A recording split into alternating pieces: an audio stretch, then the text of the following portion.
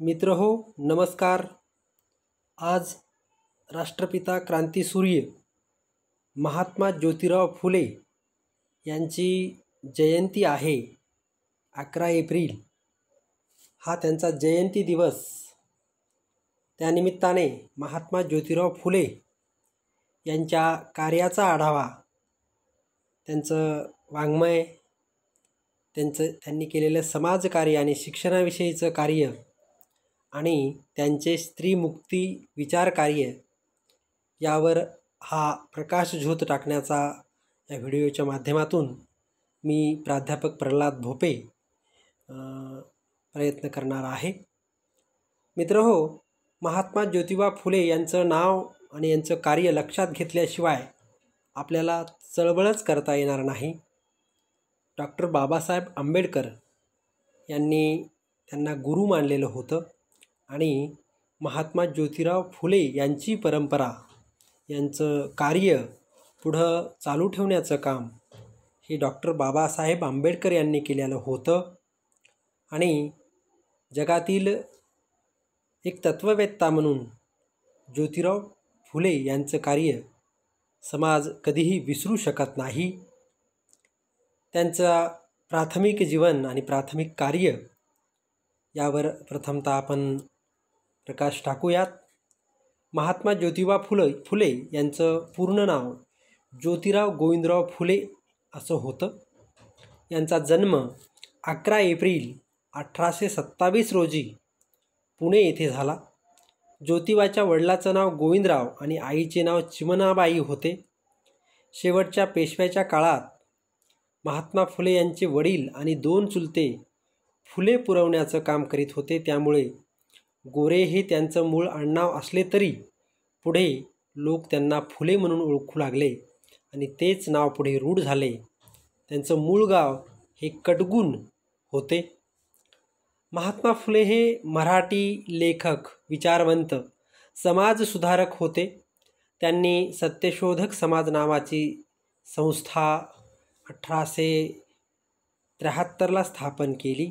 शेतकरी आणि बहुजन समाजाच्या समस्यांना केंद्रस्थानी ठेवून पुरोगामी विचाराची मांडणी त्यांनी केली आणि महाराष्ट्रातील स्त्री शिक्षणाची मुहूर्तमेढ त्यांनी रोवली। जनतेने त्यांना मुंबईतील सभेत 1818मध्ये त्यांना महात्मा ही उपाधी बहाल केली होती आणि महात्मा फुलेवर थॉमस पेन याच्या द राईट ऑफ मॅन या पुस्तकाचा प्रचंड प्रभाव होता। ज्योतिबा फुले यांचे मूळ गाव सातारा जिल्ह्यातील कडगुण जरी असलं तरी ते पुढे स्थायिक मात्र पुण्याला झाले। ज्योतिराव केवळ 9 महिन्याचे होते तेव्हा त्यांच्या आईचे निधन झाले आणि मातृप्रेमाला ते पारखे झाले। त्यांचा विवाह वयाच्या 12व्या वर्षी सावित्रीबाई फुले यांच्याशी झाला आणि प्राथमिक शिक्षणानंतर काही काळ त्यांनी भाजी विक्रीचाही व्यवसाय केला। इसवी सन 1842मध्ये माध्यमिक शिक्षणासाठी पुण्याच्या स्कॉटिश मिशन हायस्कूलमध्ये त्यांनी प्रवेश घेतलेला होता। त्यांची बुद्धी अतिशय तल्लख, त्यामुळे 5-6 वर्षातच त्यांनी तो अभ्यासक्रम पूर्ण केला होता। महात्मा ज्योतिबा फुले यांचं कार्य, सामाजिक कार्य, शैक्षणिक कार्य, आर्थिक कार्य आणि एकूणच स्त्री मुक्तीच्या संदर्भातलं कार्य उल्लेखण्याजोगं आहे। ऑगस्ट 1848मध्ये पुणे येथे बुधवार पेठेत भिडे यांच्या वाड्यात मुलींची भारतातील पहिली शाळा त्यांनी सुरू केली। 17 सप्टेंबर 1851 रोजी रस्ता पेठेतील मुलींची दुसरी शाळा त्यांनी सुरू केली आणि 15 मार्च 1852 रोजी वेताळ पेठेत भिडे यांच्या वाड्यात मुलींची तिसरी शाळा त्यांनी सुरू केली। 1852मध्ये दलितांना शिक्षण देण्यासाठी त्यांनी अस्पृश्यांसाठी पहिली शाळा सुरू केली आणि 1855मध्ये रात्रीची सुद्धा शाळा त्यांनी सुरू केली। 1863मध्ये बालहत्या प्रतिबंधक गृहाची स्थापना त्यांनी आपल्याच घरी केली आणि 1864मध्ये पुण्यात एक पहिला पुनर्विवाह त्यांनी घडून आणला। 1868मध्ये स्वतःच्या घरातील पिण्याच्या पाण्याचा हौद अस्पृश्यांना खुला करून परंपरागत रूढींना धक्का दिला. ज्या पद्धतीनं डॉक्टर बाबासाहेब आंबेडकर यांनी 14 पाण्याचा सत्याग्रह केला होता, त्याच पद्धतीने तत्पूर्वी आपल्या घरातील हौद अस्पृश्यांसाठी खुला केला. शेतकऱ्याचे आसूड या आपल्या ग्रंथात त्यांनी शेतकऱ्याचं विदारक चित्रण रेखाटलेलं आहे आणि शिक्षणाअभावी समाजाची स्थिती त्यांनी शब्दबद्ध केलेली आहे. यातच त्यांनी शिक्षण, वसतिगृह, सिंचन, धरणे, तलाव, विहिरी यासारखे उपाय सुचविले आहेत. सुधारणावादी विचारांचा प्रसार करण्यासाठी कृष्णराव भालेकर यांच्या मदतीने पुण्यातून दीनबंधू हे वृत्तपत्र 1877 त्यांनी सुरू केले. महात्मा फुलेंनी आपल्या मित्रांच्या सहकार्याने अस्पृश्य लोकांना विद्या शिकवण्याकरिता मंडळ नावाची स्थापना केली होती. 24 सप्टेंबर 1873 रोजी सत्यशोधक समाजाची स्थापना त्यांनी केली. 1880 महात्मा फुले यांनी कामगाराच्या प्रश्नांची वाचा फोडण्यासाठी नारायण मेघाजी लोखंडे यांच्या माध्यमातून बॉम्बे मिल असोसिएशन या संघटनेची स्थापना केली होती. तसेच इसवी सन 1818 व्हिक्टोरिया राणीच्या चिरंजीवाच्या ड्यूक ऑफ कॅनॉट कार्यक्रमात त्यांना महात्मा फुले यांनी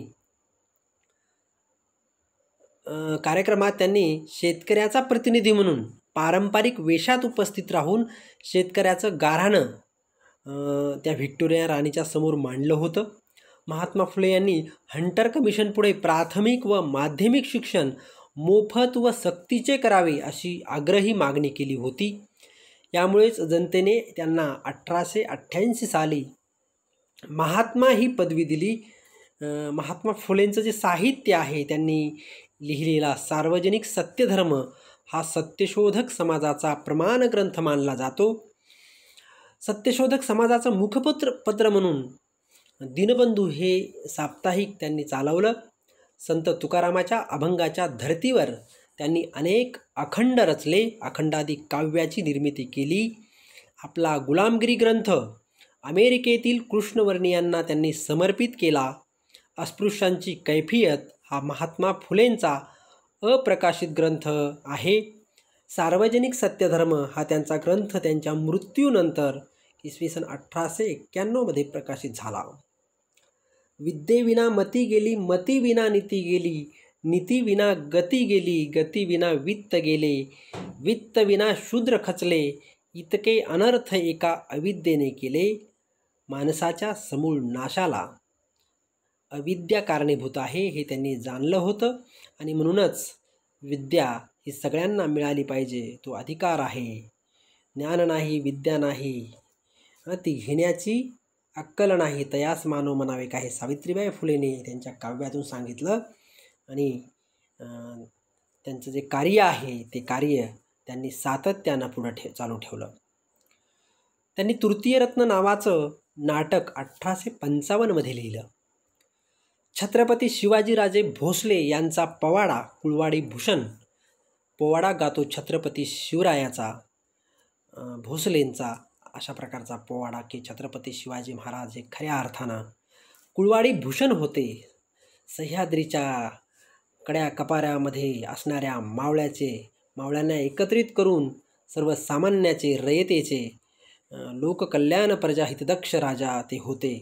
हे त्यांनी त्या पोवाड्याच्या माध्यमातून प्रथमतः जनतेला सांगितलं. विद्या खात्यातील ब्राह्मण पंतोजी हाही पोवाडा त्यांनी लिहिला. त्यांनी लिहिलेली जी पुस्तक आहेत ते ब्राह्मणांचे कसब 1869 त्यांनी लिहिलं. गुलामगिरी नावाचं पुस्तक 1873 लिहिलं आणि सत्यशोधक समाजाची 3ऱ्या वार्षिक समारंभाची हकीकत ते अहवालही त्यांनी लिहिला. त्याचबरोबर पुणे सत्यशोधक समाजाचा रिपोर्ट अहवाल त्यांनी लिहिला. हंटर शिक्षण आयोगापुढे सादर केलेलं निवेदन त्यांनी लिहिलेलं होतं. शेतकऱ्याचा आसूड महात्मा फुले यांचे मलबारीच्या 2 टिपणाविषयीचं मत हा निबंध त्यांनी लिहिला. मराठी ग्रंथकार सभेश पत्र त्यांनी लिहिलं. सत्सार इशारा ग्रामजोशासंबंधी जाहीर खबर जाहीर प्रकटन मामा परमानंद यास पत्र सत्यशोधक समाजोक्त मंगलाष्टकासह सर्व पूजाविधी पुस्तक आणि अखंडादी काव्यरचना 1887मध्ये त्यांनी लिहिली आणि महात्मा फुले यांचे मृत्यूपत्र 10 जुलै 1887ला त्यांनी लिहिलं आणि शेवटचा ग्रंथ सार्वजनिक सत्यधर्म हे पुस्तक त्यांचं आपल्याला सांगता येतं. मित्रहो, अतिशय मोठं असं काम त्यांनी त्यांच्या कारकिर्दीमध्ये केलेलं दिसून येतं आणि स्त्रियांच्या दृष्टीने महात्मा ज्योतिबा फुले भारतातल्या स्त्रीमुक्ती चळवळीचे संस्थापक होते असे मानले जाते. पण खूप वेळा ज्योतिबाचे नाव सांगणारे ज्योतिबांचा विचार दुर्लक्षित करतात आणि स्त्रियांच्या प्रश्नाविषयी असे निश्चितच झाले आहे असे दिसते. करू पाहिलं नमन ज्योतिबाला, ज्यानं स्त्री मुक्तीला जन्म दिला असे म्हणणारे लोक केवळ ज्योतिबांच्या स्त्री शिक्षणाच्या कामाविषयी बोलतात. खरे म्हणजे याच्या पलीकडे जाऊन ज्योतिबांनी एक केवळ ब्राह्मणी कुटुंबात नव्हे तर बहुजन समाजासह एकूण कुटुंबातील पुरुषांच्या एकाधिकारशाही विरुद्ध आणि व्यभिचाराविरुद्ध हल्ला केला. तेव्हा त्यांच्या काही पुरुष सहकार्याबरोबर सुद्धा त्यांचे भांडण झाले. ही वस्तुस्थिती आहे. शिक्षणाची स्तुती करणे सोपे आहे, पण ब्राह्मणांनी ब्राह्मण्याला विरोध करणे अवघड असते. तसे पुरुषांनी पुरुष प्रधानतेला विरोध करणे सुद्धा अवघड असते. हे स्पष्ट नाही का?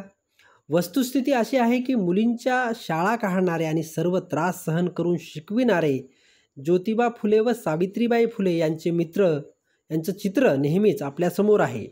पण ताराबाई शिंदे यांच्या बाजूला उभे राहून सर्व पुरुषी एकाधिकारशाहीवर हल्ला करणारे फुले आपल्याला फारसे दिसत नाही. ही ऐतिहासिक शोकांतिका आहे. आज स्त्री मुक्ती चळवळ ग्रामीण, दलित, आदिवासी स्त्रियांपर्यंत पोहोचून नवीन टप्प्यावर उभी राहत आहे.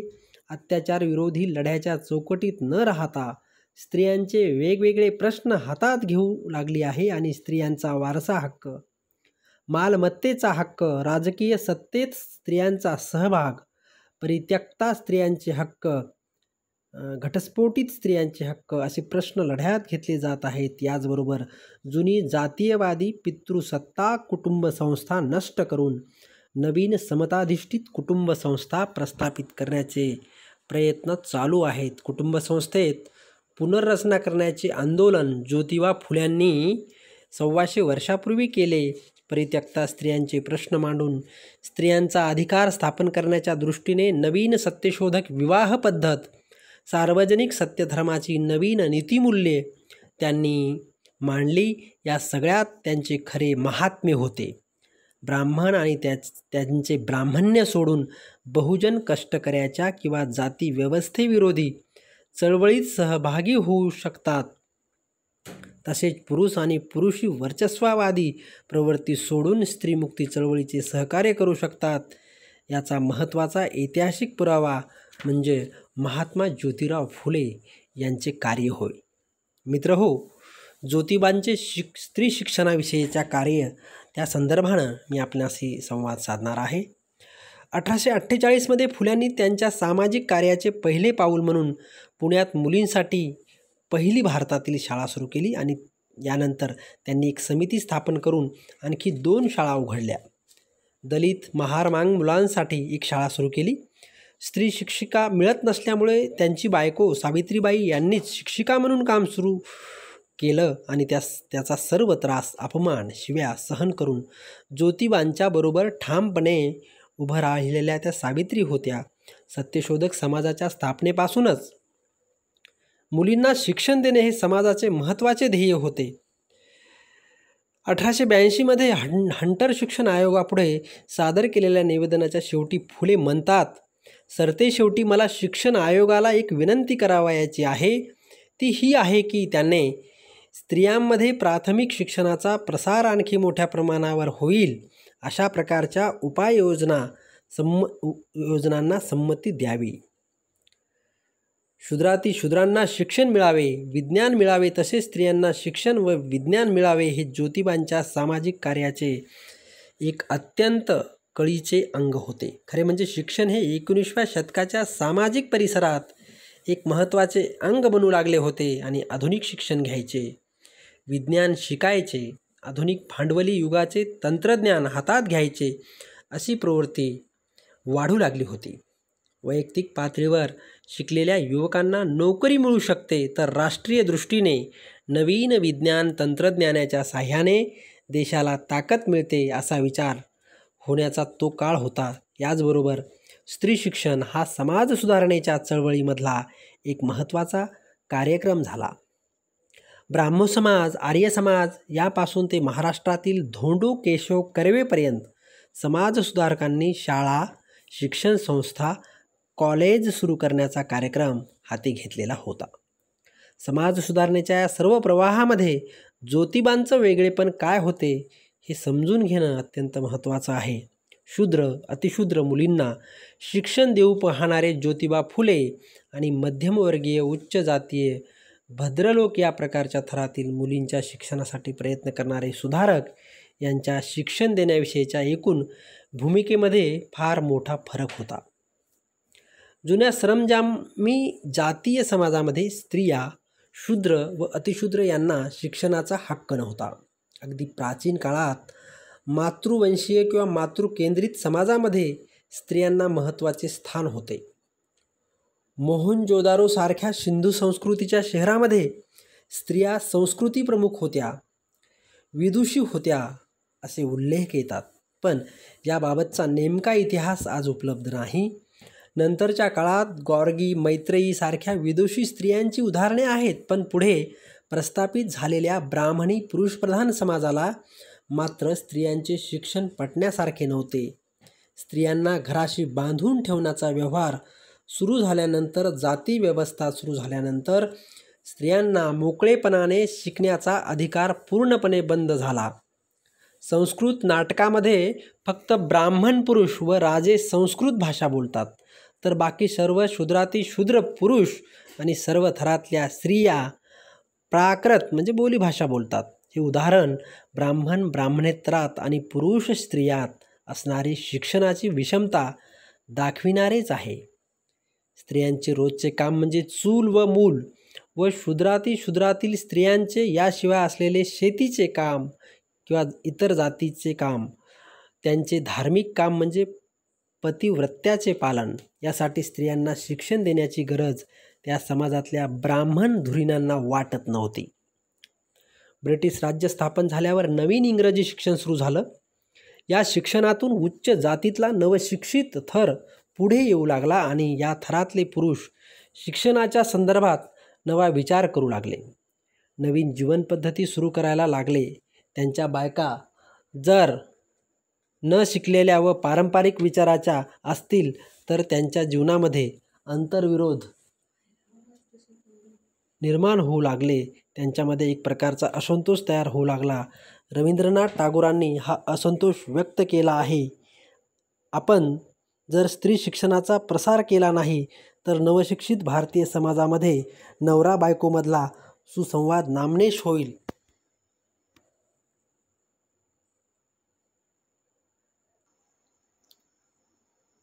काहींना स्त्रियांच्या दुय्यम स्थानाविषयी, त्यांच्यावर होणाऱ्या अत्याचाराबद्दल राग येऊ लागला. काहींना सतीसारख्या महाभयंकर परंपराविषयी घृणा वाटू लागली. पण बहुतेक समाजसुधारकांचा स्त्री शिक्षणाचा प्रसार करण्यामागचा महत्त्वाचा हेतू एवढाच होता, नवरा बायकोमध्ये सुद्धा सुसंवाद व्हायला पाहिजे. अशा पद्धतीने सुप्रसिद्ध समाजशास्त्रज्ञ श्रीमती वीणा मुजुमदार यांच्या हेतूचे चांगले विश्लेषण ते करतात की शिक्षण स्त्रियांना त्यांच्या कौटुंबिक भूमिका बजावण्यापासून दूर वळविणार नाही, उलट ते बायका आणि आया म्हणून त्यांची कुवत वाढवेल आणि समाजावरील पारंपरिक मूल्यांचा पगडा मजबूत करेल. कारण स्त्रिया या मूल्यांच्या इतरांपेक्षा चांगल्या वाहक आहेत. स्त्रियांना शिक्षण दिले तर त्या वर्णाश्रम धर्माविरोधी किंवा पतिव्रत्याविरोधी आवाज उठवतील असे या ब्राह्मण भद्रलोक पुरुषांना अजिबात वाटत नव्हते. याउलट ज्योतिबांची शिक्षणविषयक भूमिका अत्यंत वेगळी होती. शिक्षण म्हणजे बहुजन समाजाच्या, स्त्रियांच्या, दलितांच्या मुक्तीलढ्याचे पहिले पाऊल. शिक्षण म्हणजे समाजक्रांतीची तयारी असा त्यांचा दृष्टिकोन होता. कष्टकऱ्यांना शिक्षण मिळाले म्हणजे त्यांना माणूस म्हणून उभे राहण्याचे साधन मिळते. जग, समाज समजण्यासाठी साधने मिळतात. आवाज उठवण्यासाठी, लढा देण्यासाठी हत्यार मिळते अशी त्यांची धारणा होती. फुल्यांच्या ऐतिहासिक विश्लेषणाप्रमाणे हिंसाचाराच्या जोरावर आर्यभट्टांनी लुटारू समाज सुरू केला होता. ही समाजव्यवस्था स्थिर करण्यासाठी व मूळ बहुजन समाज खाली दाबण्यासाठी खोट्या धर्मग्रंथातील फसवणूक वापरली होती. शूद्रातील शूद्र समाजाला मुद्दाम अज्ञानात ठेवलं होतं. त्यामुळे त्यांच्या दृष्टीने शूद्रातील शूद्र व स्त्रियांना मुक्त करणाऱ्या लढ्यातले पहिले पाऊल साहजिकच शिक्षणाचेच होते.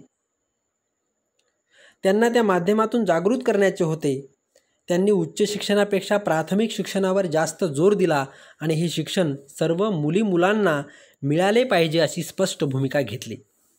बहुजन समाजात शिक्षणाबद्दल उर्मी आहे आणि शिक्षण मिळाले तर शूद्र, अतिशूद्र व स्त्रिया अन्यायाविरोधी लढ्यात संघटित होणार अशी त्यांची अपेक्षा होती. पंडिता रमाबाईच्या शिक्षण कार्याविषयी ज्योतिबांनी केलेल्या विश्लेषणात त्यांचा दृष्टिकोन स्पष्ट होतो. हल्ली इंग्लिश राजाचे प्रतापाने पंडिता रमाबाईच्या प्रयत्न करून कित्येक आर्य ब्राह्मणातील जाड्या जाड्या विद्वानास लज्जा प्राप्त होईल.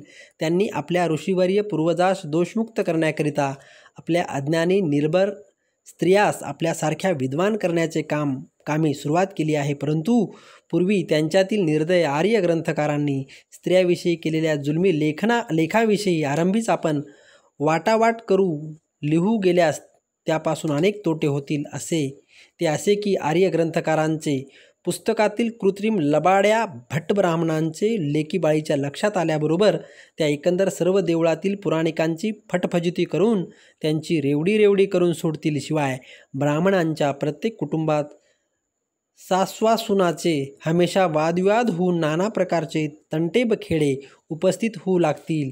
या भयास्तव कित्येक भटभिक्षुक आपल्या सुनाबाळास शाळेत जाण्याचे बंद करून त्यास आपले सत्सार पुस्तक हातीसुद्धा धरू देणार नाहीत, असं महात्मा फुले यांनी सत्सार 2 फुले समग्र वाङ्मयामध्ये म्हटलेला आहे. तुम्हाला कुटुंब नष्ट करायचे आहे हा स्त्री मुक्तीवाद्यावरचा एक मोठा आरोप आपल्याला खूप वेळा ऐकायला मिळतो. शिकलेल्या स्त्रिया भांडखोर असतात, दुसऱ्याचे ऐकत नाहीत असे देखील काही जुन्या विचाराची मंडळी बोलताना आढळतात. या तऱ्हेच्या मताबाबतचा ज्योतिबांचा दृष्टिकोन त्यांनी सत्सार 2 मध्ये मांडलेल्या विचारातून स्पष्ट होतो. अन्यायाविरोधात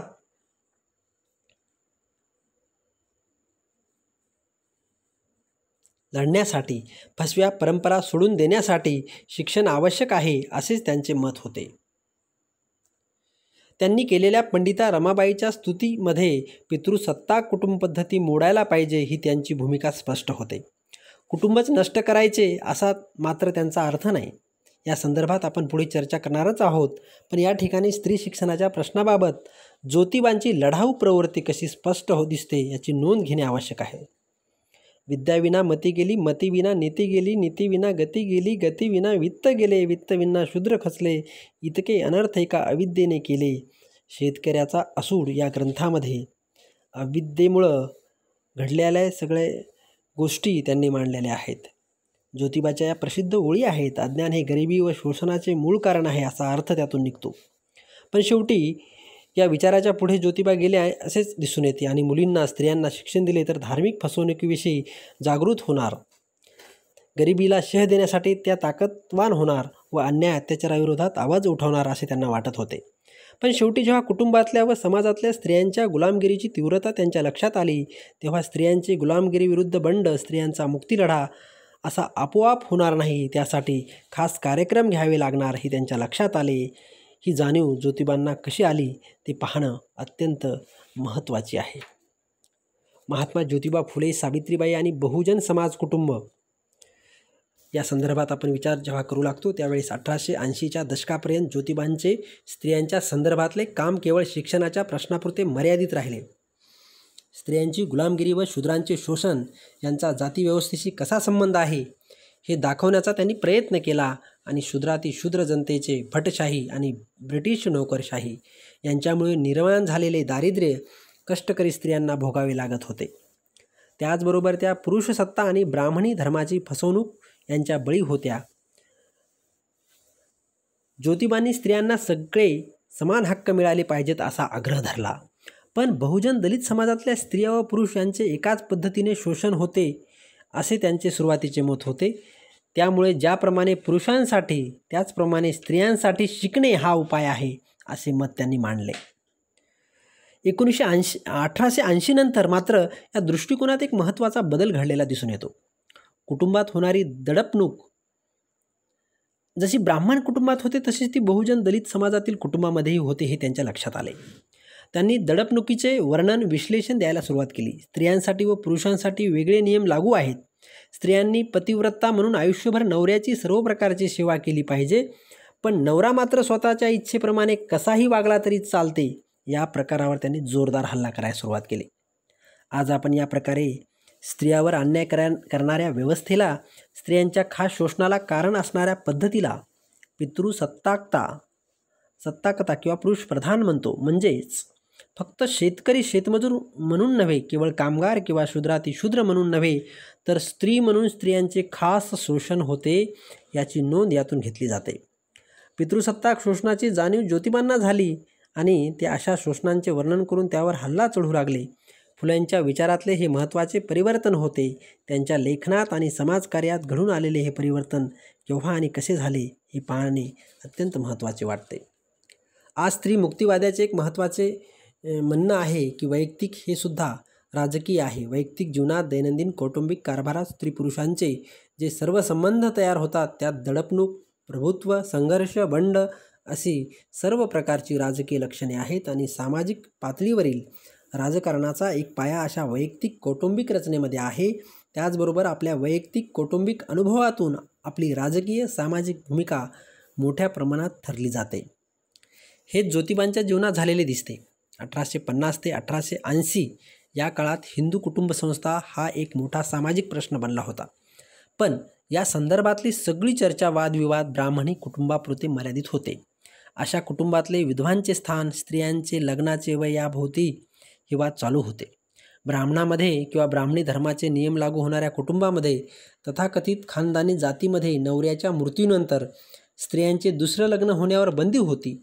स्त्रियांचा दुसरा विवाह होऊ शकत नव्हता आणि मुलींची लग्ने अगदी लहान वयात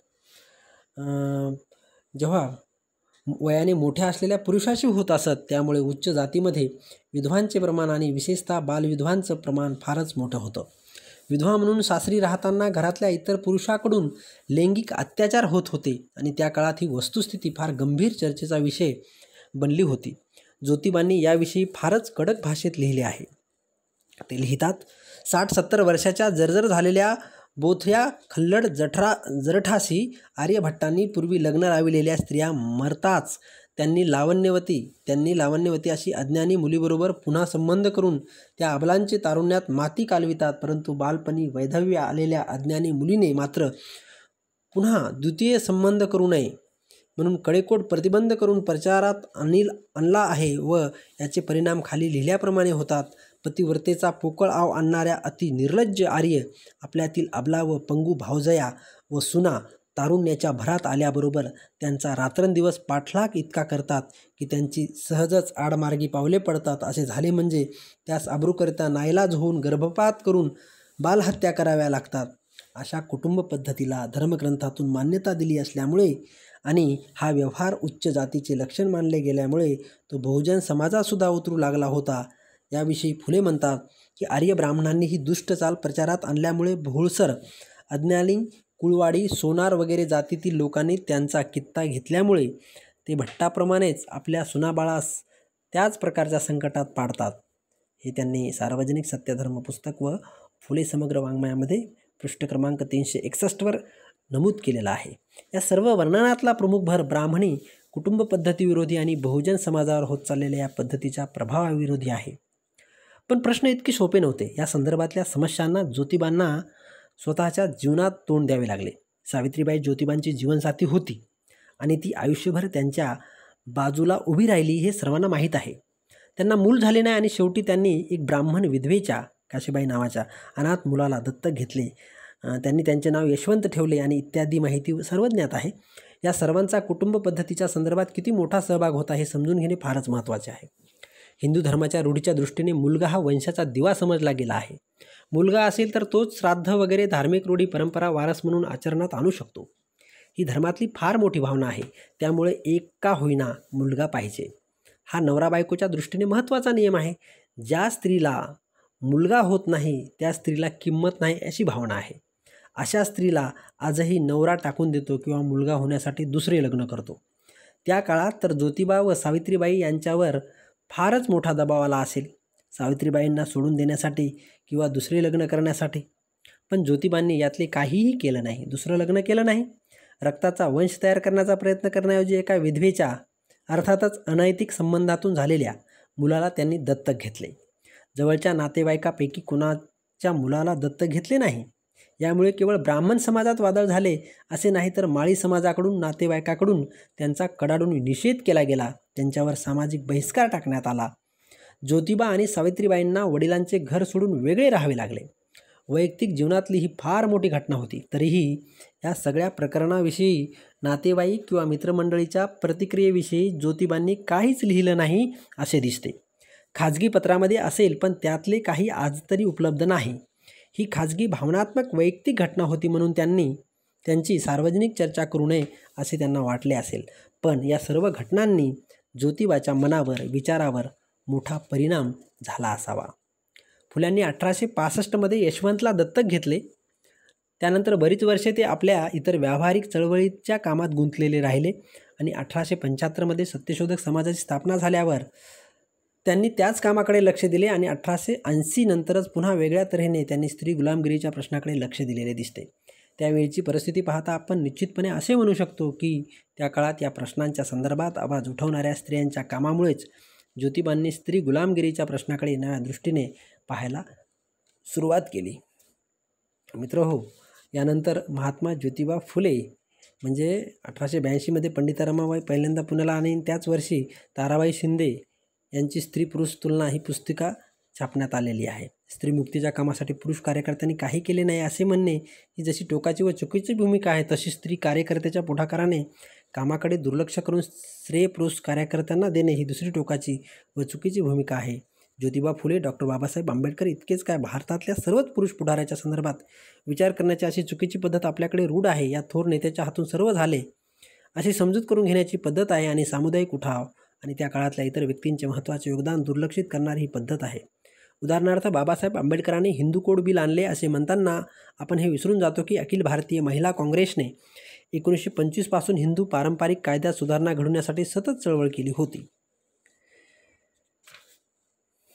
मित्रहो, यानंतर म्हणजे ताराबाई शिंदे असतील, त्यांनीसुद्धा या स्त्रीमुक्तीच्या अग्रगण्य ठरल्या आणि त्यांच्याही मागे महात्मा ज्योतिराव फुले आणि यांचे विचार होते आणि म्हणूनच तिनं ते पुस्तक जे लिहिलं आणि त्या पुस्तकातून समाजापुढे ठामपणे तिनं मांडलं. शूद्रांच्या मुक्तीसाठी बोलणाऱ्यांनासुद्धा ही एक महत्त्वाची म्हणजे फूट जाणवली होती. त्यांनी मतभेद व्यक्त करायला, नाराजी दाखवायला सुरुवात केली. अशावेळी ज्योतिबा फुले मात्र ताराबाईचे बाजूने उभं राहिले आणि ताराबाईंनी मांडलेले पितृसत्ताकतेचे वर्णन, त्याविरुद्ध मांडलेले विचार यांचा ज्योतिबाच्या मतावर किती परिणाम झाला होता ही त्यांच्या नंतरच्या लिखाणावर दिसून येते. म्हणून ताराबाईचं स्त्री पुरुष तुलना हे जे पुस्तक आहे ते आपण जाणीवपूर्वक मुद्दामहून वाचलं पाहिजे की पुरुषप्रधान समाजाविषयीची भूमिका, त्यांचे भावनापूर्ण लेखन, कठोर शब्द पुढच्या काळात ज्योतिबा फुलेंनी मांडलेल्या विचारातून जिवंत राहिलेले आपल्याला दिसतात. मित्रहो, आजही आपण म्हणजे महात्मा ज्योतिबा फुले यांचं कार्य आजच्याही काळामध्ये तेवढ्याच महत्त्वाचं आहे. नवीन विवाहाची पद्धती, ब्राह्मणी वैदिक पद्धतीला किंवा त्या शोषणाला विरोध म्हणून त्यांनी सुरू केलेले आपल्याला दिसून येते. म्हणून आम्हा सर्व स्त्रिया असे बहुपिडा, हे नेनेशी तू कसे, स्वातंत्र्यानुभवाची ओळख आम्हा झाली नसे मानसी, यासाठी अधिकार देशील स्त्रिया, घे आण त्याची अशी. अशा प्रकारे वधू विचारते, आश्वासन वर देतो. अशा पद्धतीने ते म्हणजे विवाह पद्धती, सत्यशोधक विवाह पद्धती सुरू करून कुटुंब पद्धतीची पुनर्रचना करण्यासाठी महात्मा ज्योतिराव फुले यांनी पावले टाकलेले आपल्याला दिसून येतात. सत्यवर्तन करणारे कोणास म्हणावे या प्रश्नाला उत्तर देताना ज्योतिबा म्हणतात की आपल्या सर्वांच्या निर्माणकर्त्याने एकंदर सर्व प्राणिमात्रास उत्पन्न केले, त्यापैकी स्त्री पुरुष हे उभयता, जन्मता व स्वतंत्र व एकंदर अधिकाराचा उपयोग घेण्यास पात्र केले आहेत असे कबूल करणारे त्यास सत्यवर्तन करणारे म्हणावेत. आपल्या सर्वांच्या निर्मिकाने एकंदर सर्व स्त्री पुरुषास एकंदर सर्व मानवी अधिकारांचे मुख्य धनी केले आहे. त्यातून एखादा मानव अथवा काही मानवांची टोळी एखाद्या व्यक्तीवर जबरी करू शकत नाही व त्याप्रमाणे जबरी न करणाऱ्यास त्यास सत्यवर्तन करणारे म्हणावेत. स्त्री अथवा पुरुष हे आपल्या कुटुंबासह आपल्या भाऊबंधास, आपल्या सोयऱ्या धायऱ्यास आणि आपल्या इष्टमित्र साथ्यास मोठ्या तोऱ्याने पिढीजात श्रेष्ठ मानून आपल्यास पवित्र नाहीत आणि एकंदर सर्व मानवी प्राण्यास पिढीजादा कपटाने अपवित्र मानून त्यास नीच मानित नाहीत, त्यास सत्यवर्तन करणारे म्हणावेत. स्त्री अथवा पुरुष जे शेतकरी अथवा कलाकौशल्य करून पोटे भरणाऱ्यास श्रेष्ठ मानतात, परंतु शेतकरी वगैरेस मदत करणाऱ्याचा आदर सत्कार करीतात, त्यास सत्यवर्तन करणारे म्हणावेत. अशा पद्धतीनं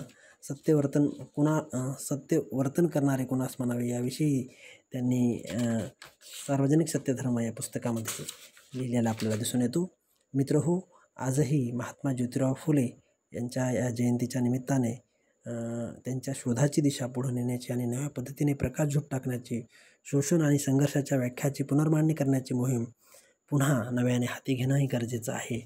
नवनवीन समस्या आणि नवीन नवीन प्रश्न आज समाजामध्ये निर्माण होऊ पाहत आहेत आणि म्हणून या समस्या आणि समाजातील प्रश्न सोडवण्यासाठी आपण कटिबद्ध असलं पाहिजे. निश्चितच महात्मा ज्योतिराव फुले यांना खऱ्या अर्थानं आपण समाजाचं कार्य करून, समाजसेवा करूनच एक आदरांजली वाहू शकतो, एवढे मात्र निश्चित. धन्यवाद.